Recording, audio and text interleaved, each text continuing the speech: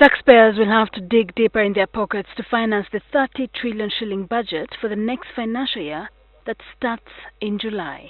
The 2017-18 National Budget Framework Paper indicates that this year's budget has shot up by 4 trillion shillings to cater for the expenditure on infrastructure projects, security and interest payments. But part of the money in the budget has been allocated for buying a helicopter for the Speaker of Parliament, Rebecca Kadaga, and her deputy Jacob Olanya to reportedly ease their movements across the country.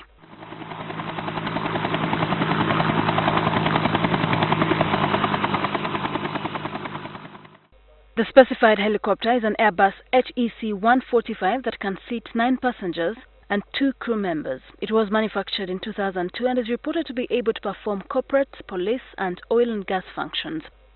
Several websites indicate that the Shs19.9B costs $5.5 million, which is equivalent to 19.9 billion shillings. This sum could dig into Parliament's total budget of 422 billion shillings. Parliament, however, says the Speaker is not aware of the allocation. We did not agree to budget for it this next financial year. What was the instruction of the Speaker was, go and study the possibility of acquiring a helicopter in the future. Unfortunately, I think the technocrats here understood it to mean go on a budget. And that's why you're seeing it in the budget paper. The Speaker is not aware.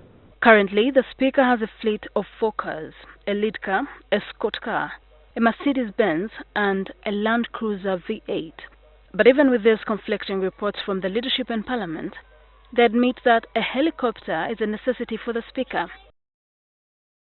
We had been thinking about how the Speaker can be available to each constituency when called to be.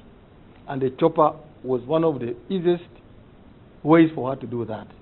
But the Speaker herself, who chairs the Commission, did not explicitly say, I need a chopper for our office this next. The Speaker has previously been using the services of a police chopper, which parliamentary staffers say is an inconvenience. But some days, that helicopter is shared. The Prime Minister wants to use it, the Speaker wants to use it, the President wants to use it. That is where the discussion of accessing one for the Speaker started. That why not get one for the Speaker? Even then, it makes the office of the Speaker independent of the executive. Because if the Speaker is going to be borrowing a chopper, what if tomorrow the people from whom she is borrowing the chopper are supposed to appear before her? Even with a cut in its budget, Parliament will still be going into a heavy capital investment. Also budgeted for are the new parliamentary chambers that will cost 8.7 billion shillings for the first phase. Asking me whether we should buy a chopper for the office of the Speaker, the Deputy Speaker, I would say let's buy it now. And the reasons are clear. The workload is enormous, the responsibility is high, the Parliament must be seen down with the people, not in Kampala. The Parliamentary Commission is expected to defend the House's budget in the coming days before the Legal and Parliamentary Affairs Committee. That debate now, there is a committee called Legal and Parliamentary Affairs. It has the final say on the Parliament budget. If the committee says yes, whether the Speaker said yes or no, let's have this thing. There will be no choice. The budget framework has also allocated a helicopter worth 7 billion shillings for the Uganda Wildlife Authority and drones that would cost 4 billion shillings.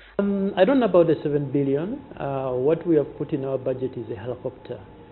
We have a lot of elephants in areas like Koshgoma, Kololo, Nuoya and Oyam, Ruvirizi that are coming out of the parks and going into communities, destroying crops and things like that.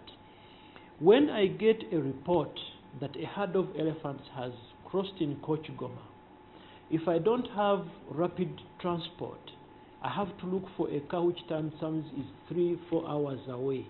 There are concerns that the purchase of the helicopters would be a huge burden on the taxpayer, coming on the heels of the 6 billion oil cash bonanza that was paid out to 42 government officials as a reward for what was described as professionalism and patriotism exhibited as the government battled 2 oil companies in a tax dispute.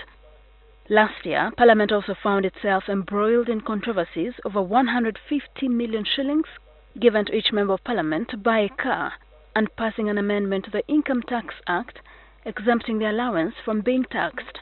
Shs19.9.B. NTV Parliament.